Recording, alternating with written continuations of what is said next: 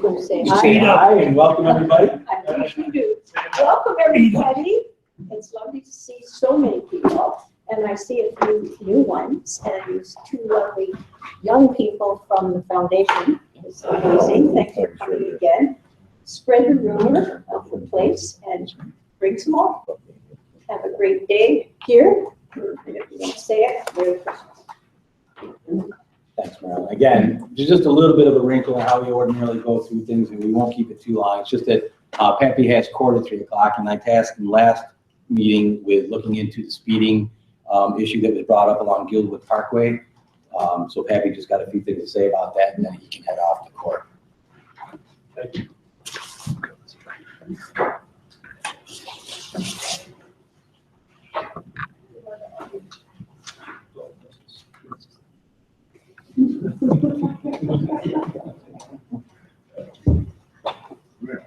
So Adam was kind enough to do me a favor. I have to get him a swarm chicken swarm next time, but he helped me out with the map.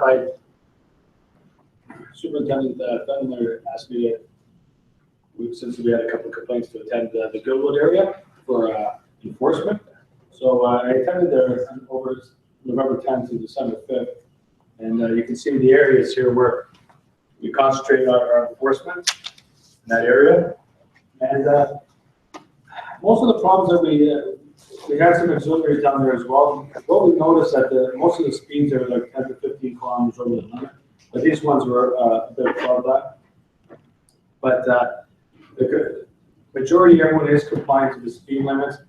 The problem is the residents, the people that live in that area, I think they believe that the 50 is still too fast.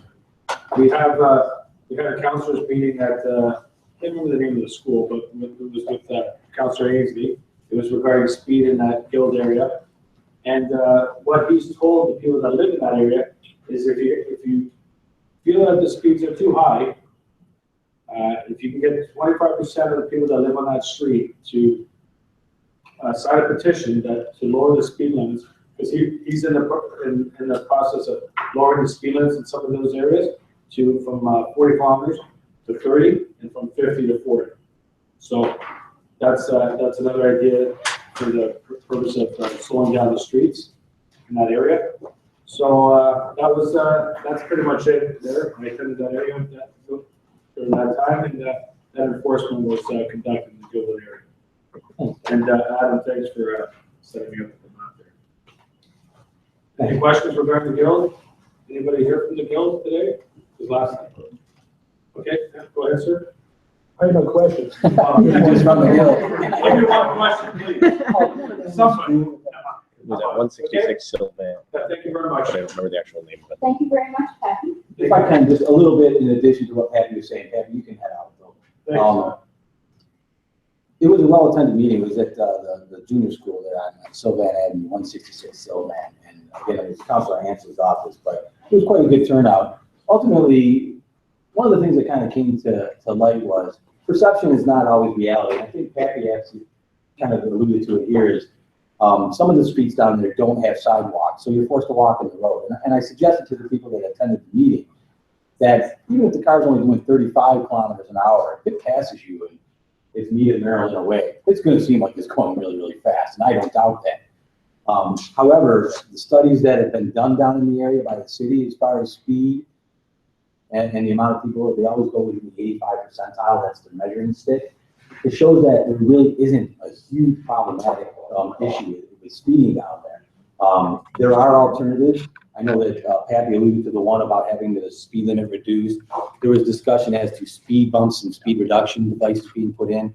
All those are very costly, and there's also the city puts criteria points, there's surveys that need to be done and things of that nature. So those are all the things that the city and the street department look at. That's not to say that we're not going to take your complaint and address it by Pappy or another officers that work for me and go down and do some speed enforcement. Ultimately, we can't be down there all the time, but I know that Ann fields phone calls on a regular basis, and I get emails from you letting us know. And I implore you to keep doing that. Let us know if you feel there's an issue regarding speeding or people not stopping at stop signs. Because ultimately, you are our eyes and ears out there, and I encourage you to keep being that for us. That lets us know where we have to apply our resources and our resources are limited. So you helping us deciding where that needs to be is very much appreciated. Okay? Thank you. I'll let you know. Good. Crime statistics from Adam. You see Adam. Good afternoon, everybody. I'm sure most of you know me by now. I'm welcome to analyst here. One thing Pat didn't tell you about when I made this map, yes, instead of traditional crosses, if I could use some like cookie icons or something, but when I told him they were free, he said, no, the crosses are wrong. So starting with our normal presentation here, start with our community map, which shows all of the different communities within the division and representatives who attend here. Most of the time, representing these communities. And like I said, there's some communities you see without representation, or more people to attend these meetings if you know anyone in those communities. All right, first map we'll show here. This is the map of the collisions for the month of November. Like we said, we started showing heat maps. The dots show the actual collisions, and the heat maps, 2 colors show where concentration is. So we see where it's red is where it's more concentrated. This is pretty standard looking for our division. Near our largest intersections is where you see most of the concentration of our collision, which can be expected. A map similar to this is shown once a week at our crime management meetings, and it's used for the superintendent and management team to direct where they want enforcement to come the following weeks to reduce our collisions as much as possible. So we analyzed this today on a weekly basis. You're seeing a month up here, the month of November. I analyzed last week's statistics, and those statistics would tell me that the greatest risk to public safety in the division is Kingston Road at the minute. So I have given instructions that Kingston Road would be enforced for speeding. So Pappy will be out there, and he will be enforcing the speed limits on Kingston Road, as will other officers. So it's a fair warning. We certainly have seen more collisions, including personal injury collisions on that street in the last week than any other. So we're going to be on that enforcing the highway traffic law. Moving on to our next map, also a traffic map. This is again the collision still shown by the colors, and then the little black cross is showing where enforcement goes. And as you can see, we do follow these maps where you see the hotter areas of collisions. You can see that there is much more enforcement done in those areas, and then also throughout the rest of the division. Can you go back to the previous map? Yes. I noticed some of the red spots with failure to remain. Pardon? Failure to remain in the Yeah. red spot? Yeah, that Is that on the increase or? no, it's our collisions this year in 2016 are pretty steady with last year. Failed remains are not on an increase at all in this division. Because that's where, during an accident, you should stick around and figure it out in this case. Yeah, that's definitely correct. Anything else? Okay, moving on to some of our crime maps. This depicts the break-in enters in the division for the month. The different color dots just depicts the different zones that there are in our division. All in all, our break-in enters are down quite a bit from what we usually see, which we're happy to see. So we don't have any large problems, but of the ones we are getting, we're seeing out where you see these red dots. We're seeing that influx of commercial entries over there right now, which our major crime unit has well under hand. And we should see something resolved with that pretty soon. One thing that's happening GTA-wide, really hasn't started happening in this division yet, but it could definitely start coming this way because it is happening all over, is we're starting to see a lot of second-story entries, people going through second-story windows, and they're utilizing something in people's yards for doing that, like their large garbage bins. People can keep a ladder in their backyard. So if you have any sort of that stuff, try and put it away. You take away the easy access, and your house will become less. So Adam alluded to the fact that our enters are down quite a bit. In fact, they're down 20% over last year. And last year was down significantly more over the year before. Maybe for the next crime management meeting, I don't know, we could show 2 or 3 or 4 years comparison. And you'll see that year over year, we're seeing a reduction. And this year is 20% over last year. So we're doing very, very well, very pleased with that. That slide's coming.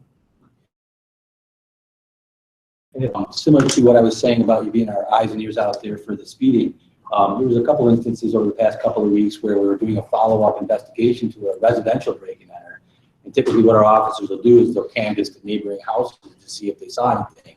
And there were a couple of occasions where neighbors admitted to seeing a suspicious person parked out front of the house for an extended time that didn't fit into the neighborhood, but they didn't phone us.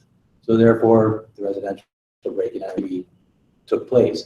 So again, I would encourage you, if you see something, you know your neighborhood, you know if that vehicle or that guy belongs there, don't hesitate to call us, because ultimately, hopefully that gets a police car there and maybe we can prevent somebody or catch them in the act. Okay? Thanks, Aaron. This one here depicts robberies, and again, on all the maps, the crime maps, you see the different dots just represent the different zones where they're occurring. This is another statistic that we're doing very well in 2016. This division, our robberies are down over double-digit percentage right now too. In the past 6 weeks, what we have seen in our robberies is we've seen an increase in our youth-on-youth street robberies, a little bit more than what we usually see. It could have something to do with the warm weather right now. We're usually not this warm at this time of the year, so there are still a lot more kids out, a lot longer than they usually are. But we see that in returning cell phones and shoes. So still be aware when you're on the streets. If you have your cell phone out, just be aware of your surroundings. Yeah, again, our robberies, we'll get to the slide, but they're down 14% this year over last year, so we're very pleased with that reduction. Yesterday, we had a situation where a gentleman felt that he was going to be robbed. He was walking, and there was people behind him closing the distance, and they were yelling at him, "What's the time? What's the time?" He yelled, "I don't have a watch." They yelled back, "You have a phone." And he got himself to a place of safety and then called police and prevented the robbery. Really, he was on the ball and protected himself from becoming a victim. So a good lesson to learn. If you're feeling uncomfortable, if the hairs in the back of your neck are going up, it's probably an idea to get yourself to a place of safety and call us. What happens if you don't have hair in the back of your neck? Tingles, tingles. All right, moving on to our last crime map. This is theft of autos. Again, I'm selling a broke record with a statistic. As you can see, very sparse. Our theft of autos was way down this year. The year, I think the total was like 8 or 9 up there for the month, under in single digits. So not a great concern right now. Not something that's really affecting the division very much at all. But what is being stolen now is older model cars. I'm sure as technology is advancing, it's making it harder for some of these criminals to steal cars. Yeah. So. We've seen a 20% decrease in the theft of autos this year. As Adam says, a lot of it is to do with the advances in technology from the automakers themselves. But also, just as I said, with that person who had that experience yesterday and took action to protect himself, lock your cars. Don't leave your keys in your cars. There are some basic things that we can do to protect our investments, and certainly a car is an investment for you. So take responsibility for your own safety, for the safety of the property that you've worked very hard to attain. That's what I was going to say. I agree with the superintendent 100%. I can throw a little bit of credit to our auxiliaries. They continue to do a program that's been running for a few years now, up in an area where historically we've had a lot of theft of autos, and that's up by the Scarborough Town Center. Every year about this time, we do a Lock It or Lose It campaign, which is geared more towards locking your vehicle so stuff isn't stolen from it. But I have no doubt that has a positive impact on the cars themselves actually being stolen. And they do crime prevention awareness campaigns as well, delivering pamphlets. And I have no doubt the efforts of the auxiliary is definitely helping out as well. Absolutely, Steph. And the reporting I'm getting back from the auxiliaries is they will check literally hundreds of cars each time that they're up near the town center. And most of the time, if not always, the cars are locked, but what they're seeing is valuables being left in cars. So that's kind of the only thing to keep in mind if, especially Christmas shopping and such, just stow stuff out of sight, out of mind. It's true. And the next slide is the numbers we just been talking about again. These are our 7 major crime indicators. These are crimes that have been set by Statistics Canada to show best picture of what's going on in the community and their crime in general. And as you can see, when you go through here, the only crime that is up for us is assaults, which is a very difficult stat for us to control. Lots of this is domestic type stuff like that just occurs. But in total, we're down 1%. And in some of these big crimes that affect the community, like break and enter and robberies, 20%, 14%, getting past the numbers for the year. And then just a couple other slides. This one was just already talked about, so I don't have to talk about it. Again, visiting the bar area, walk up your cars, when you're shopping, everyone's up doing Christmas shopping now, the parking lot's super full. And Merry Christmas. Thank you very much.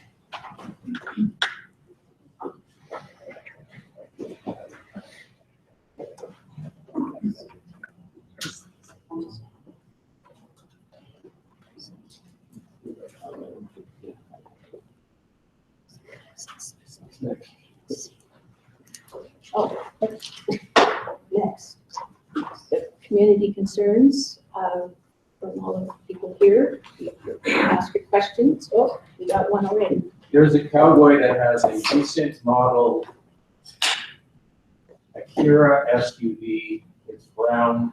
I haven't caught plate number. I will continue to try to do so. He's going so incredibly fast, very early morning.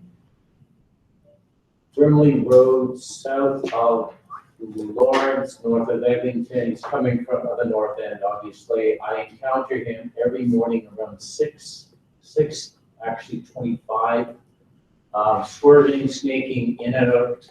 We're all going a little slower because it's very dark. And oncoming, the glare is making it especially hard for us to be seeing people crossing out of the middle of nowhere in wearing complete black. And we're going extra careful. This guy is coming in and out, swerving to get down towards Eglinton, I suspect, heading west to the Kennedy station so he can park.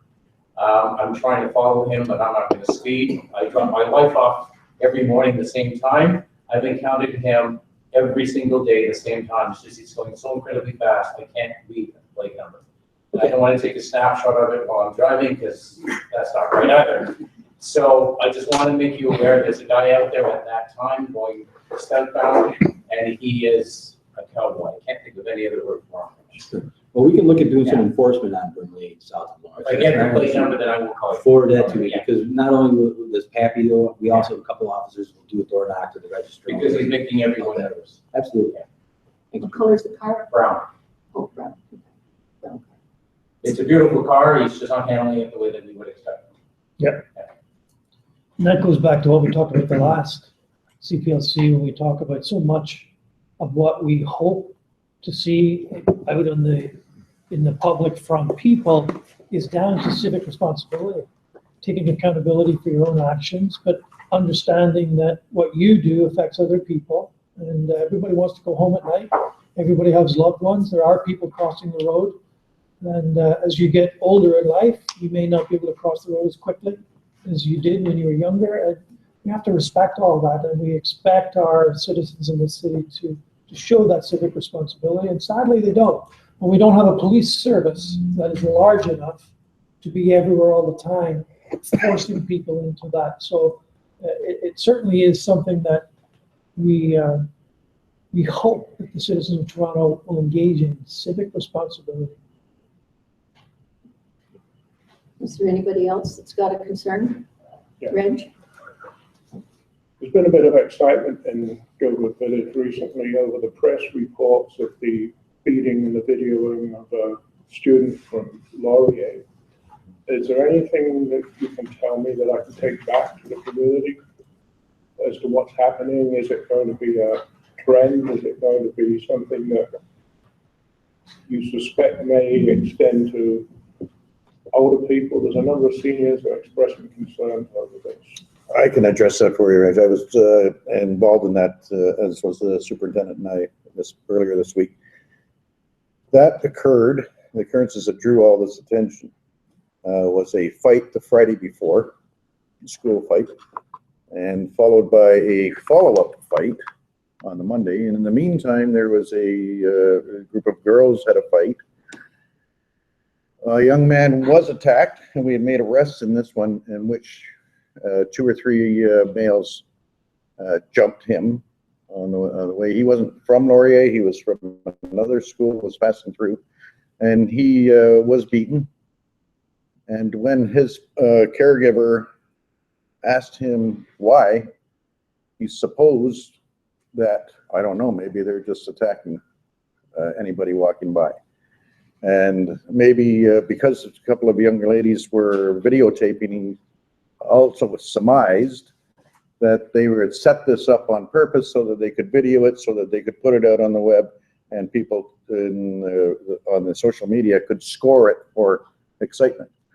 This is what he's mentioned to his caregiver as possibly what happened. That caregiver spoke to another adult who phoned a friend in the media, and all of a sudden we have kids being attacked unprovoked on the way home from school. Investigators got engaged in it. We made the 3 arrests of the suspects. It was a previous beef that he had attacked someone else, all the different stories there. That was investigated and arrests have been made. Media has now picked this up that unprovoked passerbys are being attacked for the sensationalism of social media.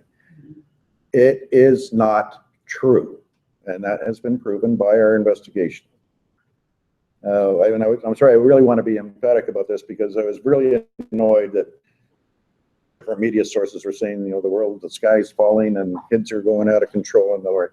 You tell me how you can ever stop a school fight, and we can go back. You know, see, I was in school fights when I was there. But it is not the hysteria that was put up. There is no danger to anybody walking by. Your kids aren't going to be attacked by the seniors are not going to be attacked. I'm not saying don't be careful of where you are and when you are, if it's not this sport going on out there. Bottom line is, as the inspector said, the report is not true. We did have youths engaged in a fight, and there was 3 of them. They're all totally unrelated, and they all have their own genesis, which is a beef between a few people. It's been nipped in the bud. We have taken some additional steps to try and make the community feel safe.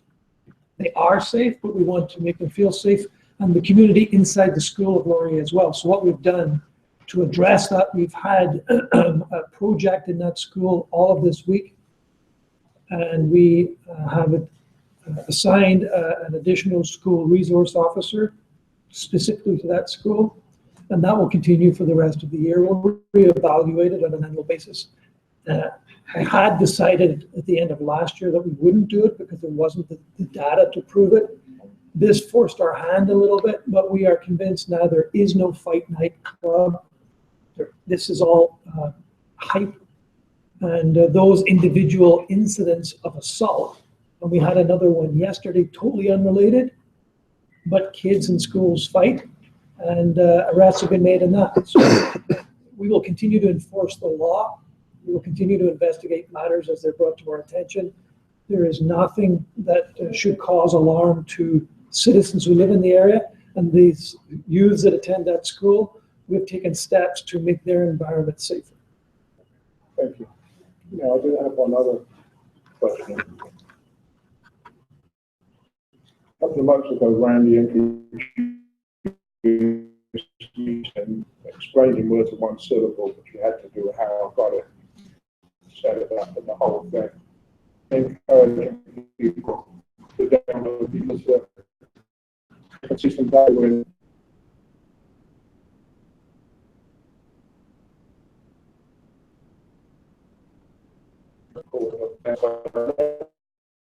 Let's see anything on that. You can actually sign up for that part of the app. You can actually sign up, let them know what community that you are in. And that's taking place. It's not 100% done, but when there is something that's taking place, it will be our corporate communications to the people that look after the app. You'll get like a ping to your phone, so it look like a notification on that app, and you'll be able to see something that's going in the air. It's just that's in the books. Okay. Yeah, it's still work in progress. And I think in that app, it should still be there, there's a section for feedback. So if you, yeah. Okay, so feedback, questions, you can submit it directly, and they're pretty good though. Yeah.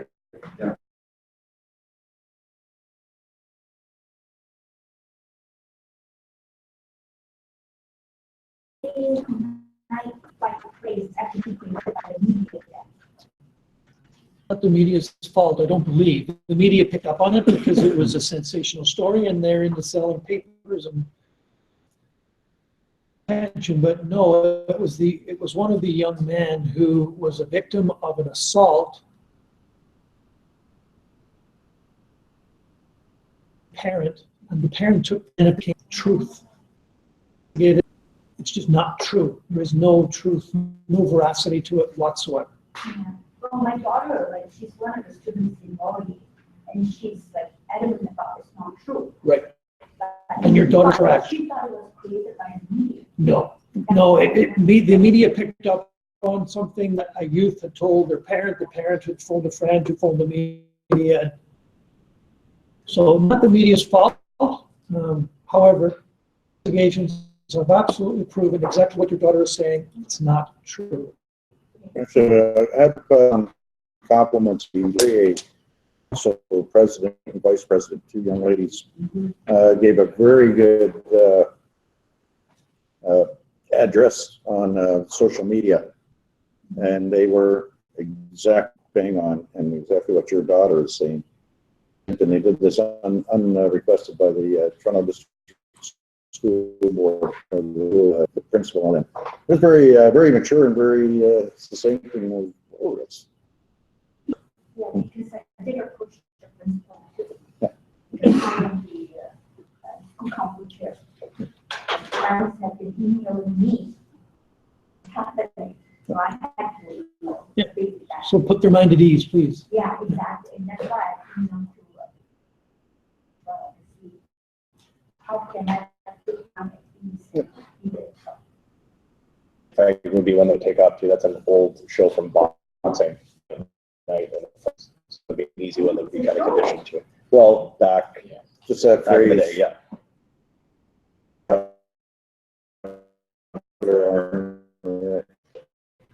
Okay, any other issues at all? This is your opportunity to raise an issue in your community to let us know what we can address. There being none, Seeing none, we'll go to We'll move news on. reports. which is up. I don't have an agenda. I was gonna say, we had nothing from the last meeting. The only thing we were speaking to from last week, contact that was the addressing the speeding issue at Gabriel, which we've done. I know that Randy had a little something. It's all me. It's all you know. Very much. Okay, so I hope I can change that a little bit. Regarding these meetings, what I take away, most important part that I take away is what my superintendent talked about, which is civic responsibility. We can only do so much as police officers, and the rest, I say it's up to everybody, but people have to take action, whether it's a phone call, talking to the community, people have to take action.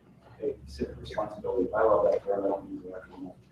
Regarding, I'm not going to harp on it, being touched on, the school resource officer that's at Laurier now, he's been through the social media training course, so he understands how to use social media. And social media isn't the cure to the problems, but being able to use it in conjunction with his physical presence and being involved, it's a very good combination. I actually know when he's there and when he isn't there because I can look at Snapchat and Instagram and see what's going on. I can actually pretty much, anybody here can do it. We can monitor Snapchat and Instagram and find out where any police officer or when any police officer is at a school, because there's photos of them walking in the hallway, there's photos of them going to the principal's office, whatever they're to do. So it's kind of interesting. Myself and a few other officers were at Laurier the day after, and I took the inspector's car, plainclothes car, and again, I'm not blaming it on the media, but does the media make things worse? Personally, I think they do. When CTV van was out there and CBC, the students had an audience. They knew they had an audience, And it was interesting to see during lunch, the students come out of school knowing they had an audience, and the words and the swearing and the loud, everything that was going on, that doesn't normally happen. And you go to the school now, it just doesn't normally happen, but they had an audience with cell phones. It's very similar. I'm off topic. I just want to say thank you to, besides our original members that come, thank you, Romina, from the Alzheimer's Society of Toronto for coming. Thank you very much. Jamal Chala, thank you again. They have a class at 3:30. We're going to try to get more students in, but it's just a matter of time. So next semester should be a lot better. Angela Brackett from Cornell Court, thank you very much for being here. And I'm just going to take you on. So I was asked to do a video. I try to do one video every meeting. And this was a year-end video. The only problem I had was because it was a year-end video, I had thousands of pictures that I wanted to showcase. Hours and hours that I could do. So I had to kind of condense it into. So then you took out the ones you were in, you had 5. Yeah. That's not everyone's part. Wait. So I had to condense it down, and I had to pick a long song. The only long song I could find are 80s remixes. So if you're into 80s remixes, I hope you get some enjoyment out of this. And then besides that, I'm just going to hear 80s remixes. So 43 Division has an Instagram account now as well. It's just TPS 43 Division. We're actually the only division that has an Instagram account. I have a stat somewhere that talks about the Instagram and Twitter comparison, but the user base has surpassed Twitter. Instagram user base has surpassed Twitter. We use Twitter to get information quickly, but people react to photos, they react to videos, they react to people, they react to personality more than they do news. So that is our Instagram account. If you're on Instagram, please feel free to give it a follow. And regarding our end of year video, again, I really hope I don't completely destroy this.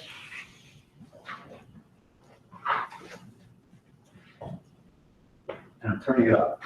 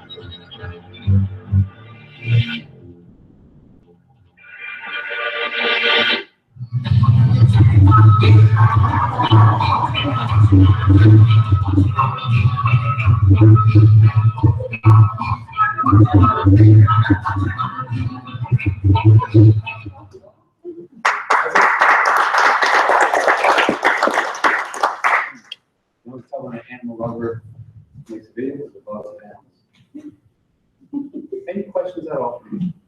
Right. Yes, yes, Ms. Brad. Why did you have to choose me? It could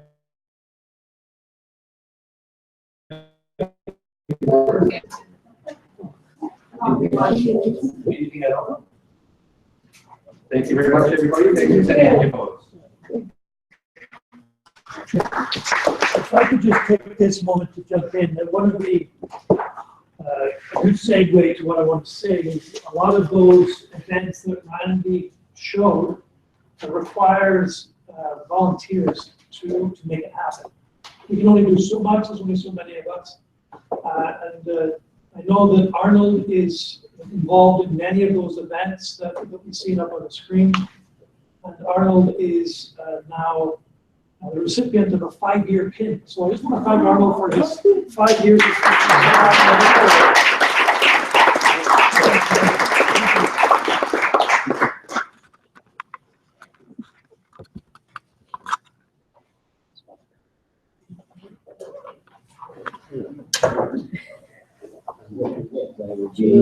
Julie, and Paul.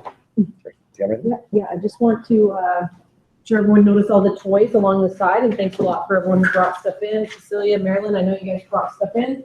The auxiliaries have done a stuff the cruiser at the Scarborough Town last Saturday, and then and not this Saturday, but next Saturday coming on the 17th. So they'll be up outside the entrance of Walmart. Again, if anyone wants to stop by and say hello to them, they would love to see everyone. And that being said, you see we have a lot of toys now to get back out to the community. So if you come across or hear of somebody who could maybe use a helping hand to get their kids some toys, just drop me an email and I'll make sure that that gets passed along and we get the toys out to where they need to go. Thank you. Thank you. Afternoon, everyone.